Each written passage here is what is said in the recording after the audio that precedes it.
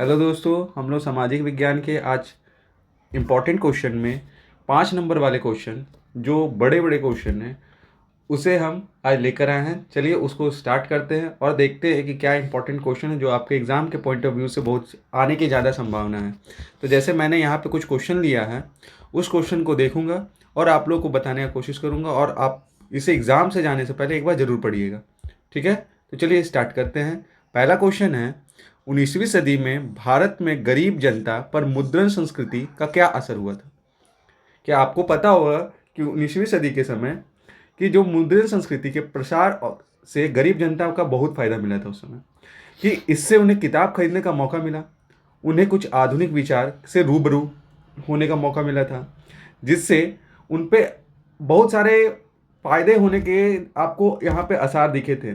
जैसे हम बोलेंगे तो पहला पॉइंट है कि कम लागत पर ज़्यादा किताब छपने लगी, छोटी और सस्ती किताब ज़्यादा छापे जाने लगी, चौराहे पर सस्ती किताब बेची जाने लगी, किताबों के जरिए मजदूरों की साक्षरता और राष्ट्रवाद का संदेश दिया गया, जिससे आसानी से हम किताबों में बताया गया मजदूरों को दयनीय स्थिति मुख्य कारण है कि उनको संगठित होना, क्या आसानी से लोग उसे पढ़कर अपने स्थितियों के बारे में कि मजदूरों के साथ क्या हो रहा है, कैसे हो रहा है, ये चीज़ों को वो पढ़कर आसानी से उन अपने भावनाओं को वहाँ पे प्रकट कर सकते थे।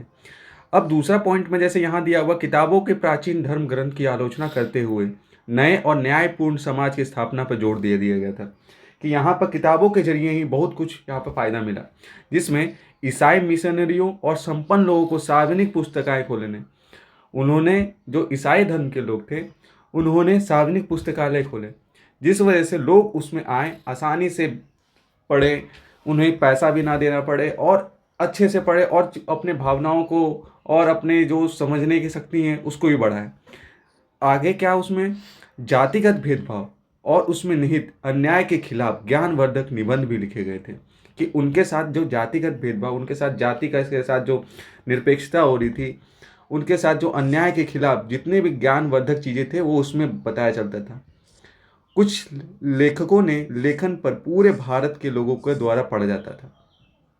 ठीक है, दूसरा चीज इसमें बताया गया है कि सरकार जो दंडात्मक नीति के बावजूद भारत में राष्ट्रवादी समाचार पत्रों की संख्या दिन और दिन बढ़ाते चली गई, जिससे क्या लोग उससे ज़्यादा इंटरेक्ट करेंगे और उस वजह से वो ज़्यादा समझेंगे अपने बातों को बताना, हर एक चीज़ इस चीज़ में, जिस वजह से हम इसमें कह सकते हैं कि भारत की जो गरीब जनता थी जिससे इनको बहुत सारा फायदा हुआ।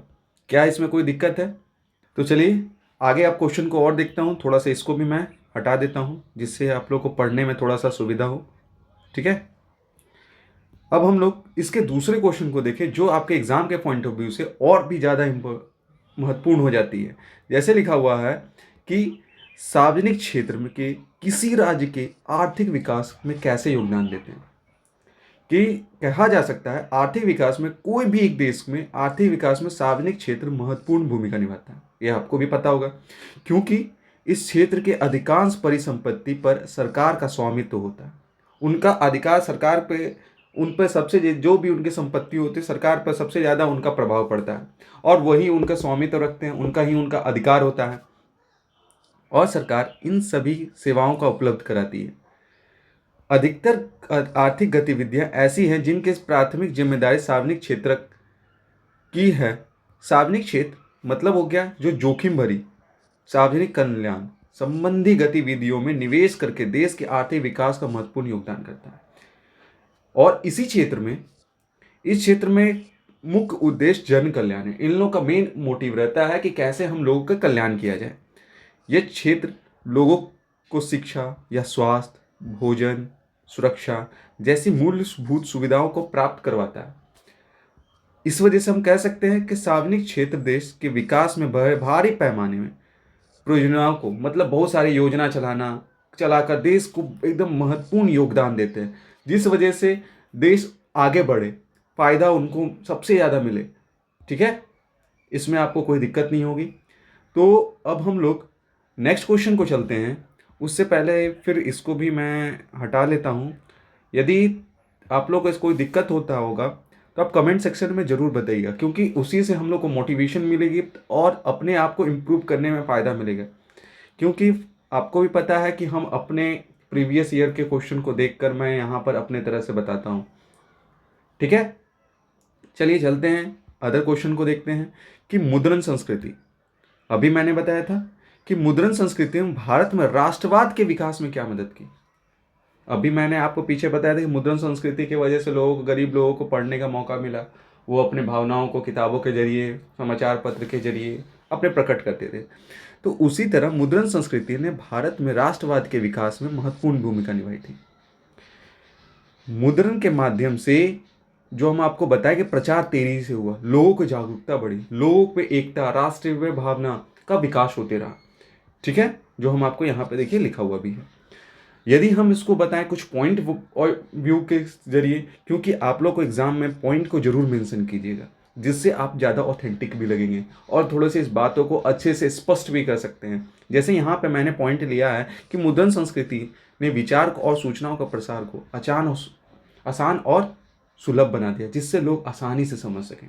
ठीक है, अखबारों और पत्रिकाओं और पुस्तक के माध्यम से लोगों को राष्ट्रीय और अंतर्राष्ट्रीय घटनाओं को जानकारी मिली।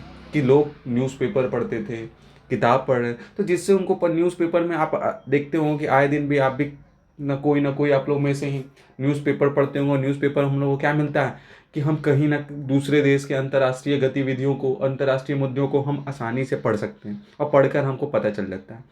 स्वतंत्रता संग्राम के नेताओं ने मुद्रण माध्यम का उपयोग करके अपने विचारों संदेश जनता तक पहुंचाया था।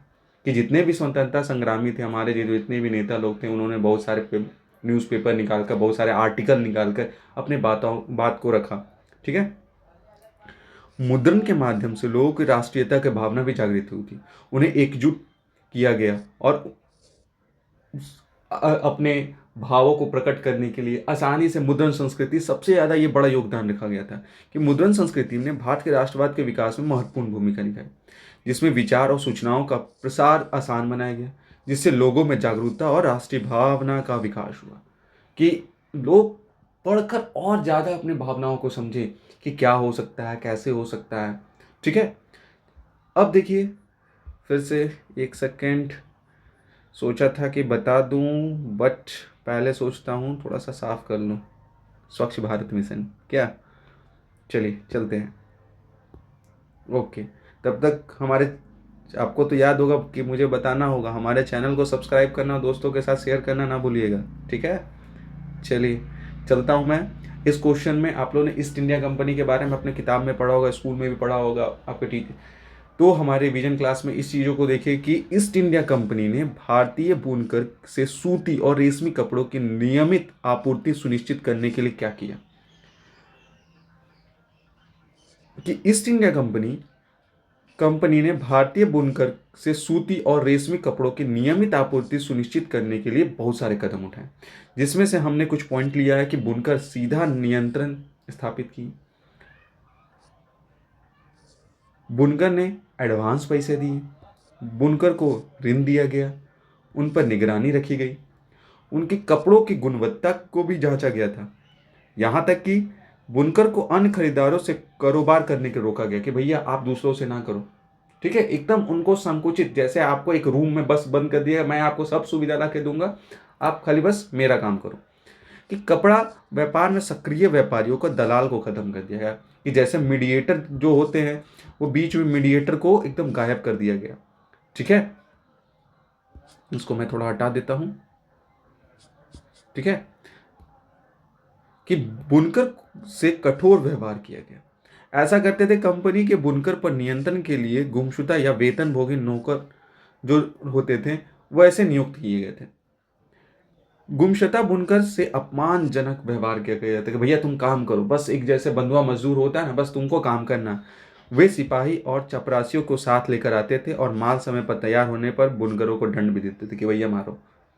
ठीक है, बस किसी भी तरह हमारा काम हो जाना चाहिए, हमें कोई फर्क नहीं पड़ता है कि कैसे वो कर रहे हैं, उनको तबीयत ठीक नहीं है या बुखार है या क्या XYZ जो भी हो, लेकिन उनको सिर्फ काम से मतलब है। ठीक है, अब नेक्स्ट क्वेश्चन पे चलते हैं। नेक्स्ट क्वेश्चन है, ये सब 5 नंबर के इंपॉर्टेंट पॉइंट क्वेश्चन है, तो आप इसे नेग्लेक्ट तो एकदम बिल्कुल भी मत करिएगा और एग्जाम से जाने से एक दिन पहले जरूर देखिएगा। ठीक है, कि राजनीतिक दलों को सुधार के लिए क्या क्या उपाय थे। ठीक है, कि कैसे राजनीतिक दलों को सुधार करनी चाहिए। तो हमारे देश के राजनीतिक दलों और उनके नेताओं को सुधार के लिए हाल ही में किए गए कुछ प्रचार जो है, हम लोगों ने क्या क्या कुछ प्रयास किए हैं। उसमें क्या होना चाहिए, पहला तो दल बदल विरोधी कानून होना चाहिए, कि भैया हर जगह दल बदल हो जा रहे हैं। कि आपको मालूम होगा हमारे, जैसा भी हम आपको बताना चाहें तो पलटू चाचा को आप लोग जानते हैं, नाम तो यहाँ नहीं लूँगा, ठीक है ना। आप लोग सब जैसे ही पलटू चाचा का नाम ले रहे होंगे तो आप लोग तो समझ ही गए होंगे। तो उन क्या करते थे कि कभी इस पॉइंट कभी उस पॉइंट, कभी ये दल पे कभी वो दल पे, ठीक है ना। तो ये कानून राजीव गांधी के प्रधानमंत्री काल में पारित हुआ था।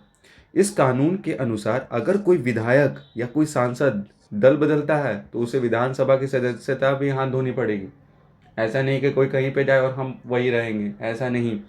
ठीक है, इस नए कानून से दल बदल में कमी आई, साथ ही इससे असहमति और मुश्किल हो गई। सांसद और विधायक को पार्टी नेताओं का फैसला मानना ही होगा, कि ये नहीं कि भैया कि जब मन करेगा वो हमको लालच दे रहा है तो चलो हम उसके पार्टी में, विधायक तो हम ये हैं, वैसा वाला नहीं। ठीक है, इसी वजह से आप लोग को मीम तो ये याद ही होगा, हम कुछ कहे ही थे ही, बस वो वाला चीज़ है। ठीक है, नामांकन के दौरान संपत्ति और आपराधिक कार्यवाही का विवरण भी देना होगा, कि चुनाव लड़ने पर हर एक उम्मीदवार को अपनी संपत्ति और अपने खिलाफ यदि कोई उन पर आपराधिक चल रहा हो, उन पर कोई एफआईआर चल रहा हो तो उनको भैया बताना पड़ेगा ऐसा। ठीक है, जिसको हम हलफनामा भी कहते हैं। नई व्यवस्था से जनता के लिए बहुत सारी जानकारी उपलब्ध करा दी, लेकिन उम्मीदवारों द्वारा दी गई जानकारी सही या नहीं इसके जांच करने का कोई व्यवस्था नहीं था। वो तो अपने हिसाब से भैया करवा दिए। ठीक है, अनिवार्य संगठनात्मक चुनाव के लिए आईटी रिटर्न। ठीक है, आईटी रिटर्न तो समझते होंगे, इनकम टैक्स रिटर्न के लिए, कि वो लोग इनकम टैक्स भरते थे नहीं। चुनाव आयोग ने एक आदेश पारित किया जिसमें राजनीतिक दल के लिए अपने संगठनात्मक चुनाव कराना और आयकर रिटर्न दाखिल करना अनिवार्य कर दिया। पार्टियों ने ऐसा करना शुरू भी कर दिया था, लेकिन कई बार ये महज औपचारिकता रह गई थी, क्योंकि नाम मात्र के लिए, कि भैया सर बोल दिया, चलो ठीक है देख लिया जाएगा जैसा भी। ठीक है, बात समझ में आ रहा। ये था इस सवाल का जवाब। आई होप, मुझे लगता है कि आप मेरे बातों को और जो मैं आंसर को जो मैं यहाँ पे दे रहा हूँ उससे आप जिसको बोल सकते हैं कि सेटिस्फाई तो जरूर होंगे। ठीक है, चलिए हम लोग नेक्स्ट क्वेश्चन पे चलते हैं। ये हमारा छठा क्वेश्चन है। बोला जा रहा है सत्ता की साझेदारी। ये एकदम इम्पॉर्टेंट क्वेश्चन है, इस पे खास करके एक सेकेंड। ठीक है, ये एकदम इम्पॉर्टेंट क्वेश्चन है।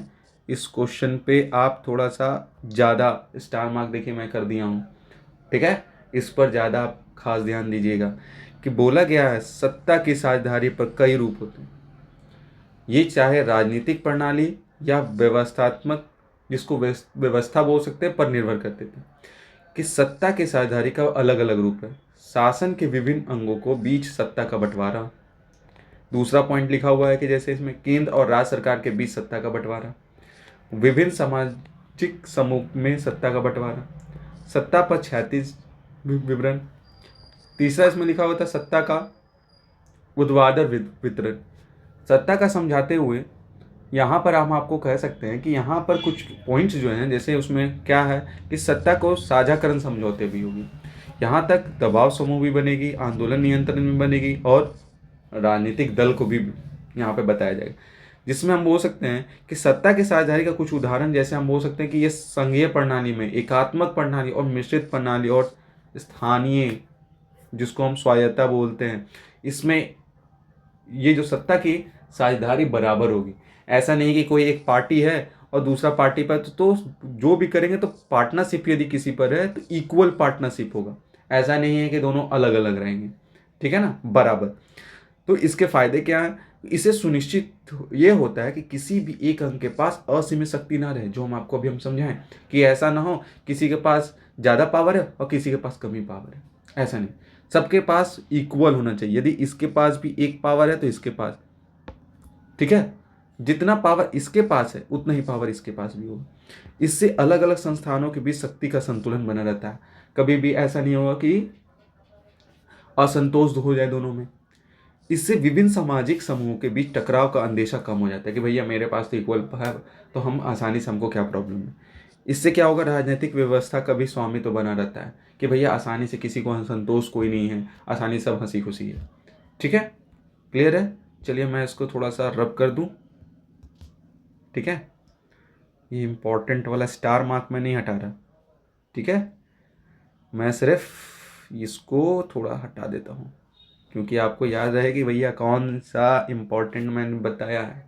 ठीक है, चलिए इसके बाद इस एक क्वेश्चन और लिखा है, ऋण उधार। एक तरह से कभी ये औपचारिक या अनौपचारिक स्रोतों का इसमें पूछा जाता है कि अंतर स्पष्ट कीजिए। तो ऋण के औपचारिक स्रोतों में बैंक और सहकारी समितियां आती है, जबकि अनौपचारिक स्रोतों में साहूकार, व्यापारी, रिश्तेदार ये सब शामिल होते हैं। अनौपचारिक स्रोतों में ऋण की दरें तय होती हैं, और जबकि जिसमें औपचारिक में होंगे, जैसे जो बैंक है वो आपसे एकदम फिक्स लेगा कि हम, मेरे को नहीं चाहिए, मेरे को 10% देना ही पड़ेगा। नहीं, मुझे 10% चाहिए तो चाहिए, वरना नहीं, काम नहीं बनने वाला। ठीक है, तो वैसा वाला सिस्टम है। और जबकि आप भैया से, अपने चाचा से, अपने दादा से, मौसी से, कोई दोस्त से, किसी से ले ले, तो उसमें क्या है, ऋणदाता अपनी मर्जी पर ब्याज तय करता है। कोई मान ली रिश्तेदारों से लेते हैं तो उनके हिसाब से अकॉर्डिंग चलता है। दूसरा पॉइंट में चलते हैं कि औपचारिक और अनौपचारिक स्रोतों का अंतर क्या है। औपचारिक स्रोतों में ऋण लेने के लिए शोषण नहीं होता, जबकि अनौपचारिक में स्रोतों का शोषण होता है। ठीक है, वहां पर कोई यदि मान ली कोई आपको साहूकार कोई यदि देता है तो वो आपके हिसाब से आपको शोषण करेगा, कब मुझे दोगे, इतना परसेंट तुमको ब्याज देना हो, ब्याज के ऊपर ब्याज बैठाते रहेगा।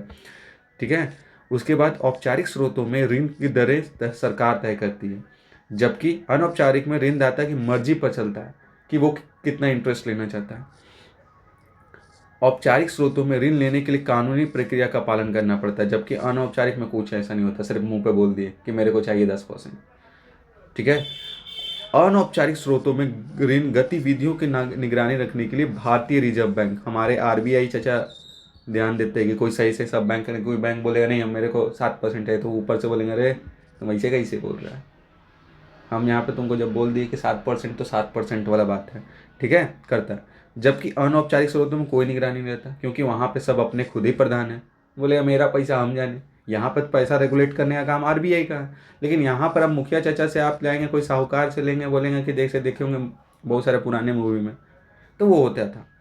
अनौपचारिक ऋण लेने में क्या होता है कि थोड़ा जोखिम है। क्या है कि अनौपचारिक स्रोतों का ऋण लेने में ज़्यादा ब्याज देना पड़ता है। दूसरा, कर्ज ना चुकाने पर साहूकार संपत्ति कब्जा कर लेता होगा, देखे होंगे पुराने मूवी में।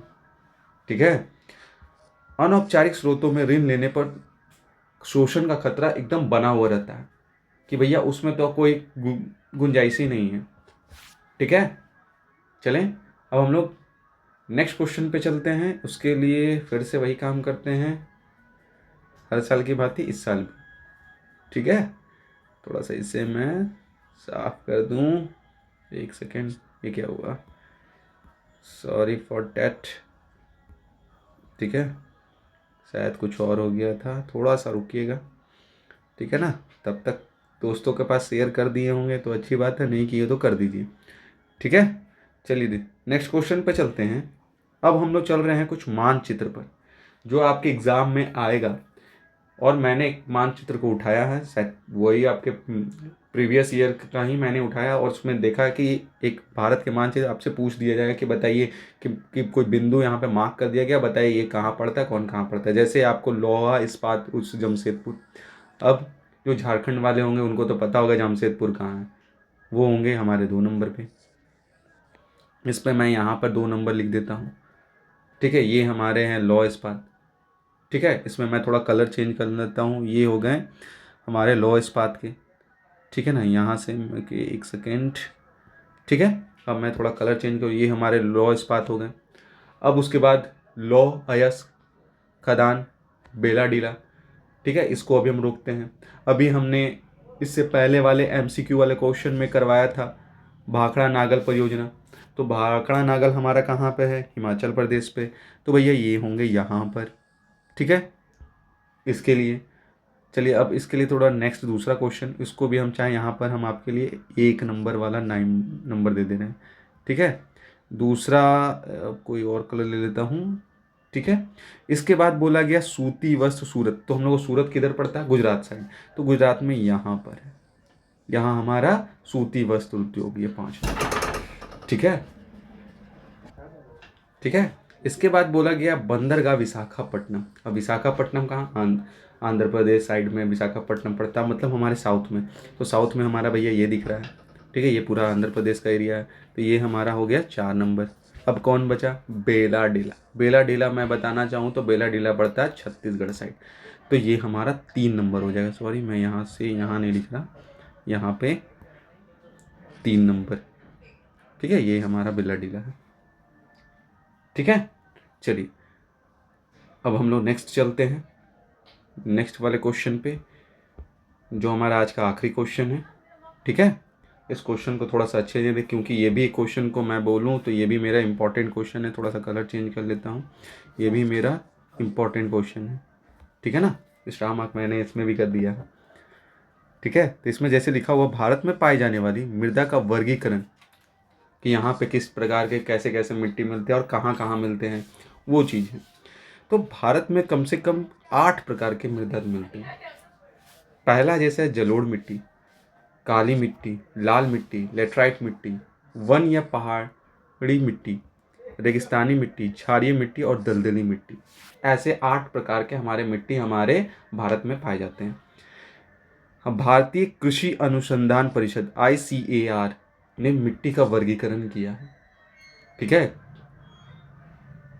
क्या किया कि इन्होंने मिट्टी की उर्वरकता की क्षमता अलग अलग होती है। उन्होंने बताया कि मिट्टी के जो उर्वरकता मतलब उनकी फर्टिलिटी जो है कि हर जगह पर अलग अलग है, ठीक है। जैसे जलोढ़ मिट्टी, जलोढ़ मिट्टी मतलब जो नदी किनारे, जो हमारे नदियों द्वारा बनाई गई है, कोई नदी आती है वो जो मिट्टी अपने साथ लेके आती है, उनके बहाई हुई मिट्टी को हम जलोढ़ मिट्टी कहते हैं, ठीक है। तो ये जो मिट्टी होती है, जैसे हमारे गंगा, ब्रह्मपुत्र, ये सब के जो किनारे जितने भी शहर बसे हुए, ये सब की नदियाँ बहुत ज़्यादा जलोढ़ होती, मतलब ज़्यादा फर्टिलिटी होती है इसमें, ठीक है। आप लोग भी पढ़े भी होंगे, जलोढ़ मिट्टी थोड़ी भुरभुरी और ढीली होती, ये नदी के किनारे में देखिए पाई जाती है, और ये सबसे ज़्यादा उपजाऊ मिट्टी होती है, यहाँ पे अधिकतर लोग खेती करते हैं। दूसरा, काली मिट्टी को रेगुर भी कहते हैं। ये क्या होता है, कपास की खेती के लिए अच्छी मिट्टी होती है, जूट, ठीक है। दूसरा, लाल मिट्टी जो शुष्क वातावरण में चट्टानों के टूटने से, जो पत्थर की वजह से वो टूट टूट कर ये बनती है, ये पानी के संपर्क में पीली हो जाएगी, जैसे ही इसमें पानी मिलेगा ये पीला हो जाएगी। इसके बाद क्या है, क्षारीय मिट्टी। ये क्या होता है, पोटासियम और सोडियम और मैग्नीशियम की अधिक मात्रा में होती है इसमें। ये मिट्टी बंजर हो जाती है, खेती के अनुपयुक्त हो जाती है मिट्टी है, इस वजह से इसमें उतना ज़्यादा खेती तो होती नहीं। और रेगिस्तान में जो मिट्टी शुष्क होती है उसको रेगिस्तान इलाके में पाई जाती है। ये मिट्टी पश्चिम राजस्थान, दक्षिण हरियाणा और दक्षिणी पश्चिम में पाई जाती है, ठीक है। ये उतना ज़्यादा यूज़ में अपने लाई नहीं जाती है। सबसे ज़्यादा तो हम जो बोलें जलोढ़ मिट्टी को सबसे ज़्यादा यूज़ में लाया जाता है, जितनी भी हम लोग को ज़रूरत की चीज़ें हैं। मिट्टी का क्षरण में भारत 30% तक भूमि प्रभावित करता है। मिट्टी के स्वास्थ्य को बनाए रखने के लिए संरक्षण भैया इसका ज़रूरी है। इसको हम लोग सॉइल इरोजन से बचाने के लिए ज़्यादा से ज़्यादा हम लोग पेड़ लगाएं, ठीक है। मिट्टी को ज़्यादा हम लोग ख़राब ना करें, ऐसा ना हो कि पेड़ का हम नियमित लगाते रहें, ये तो आप लोगों को पता भी होगा।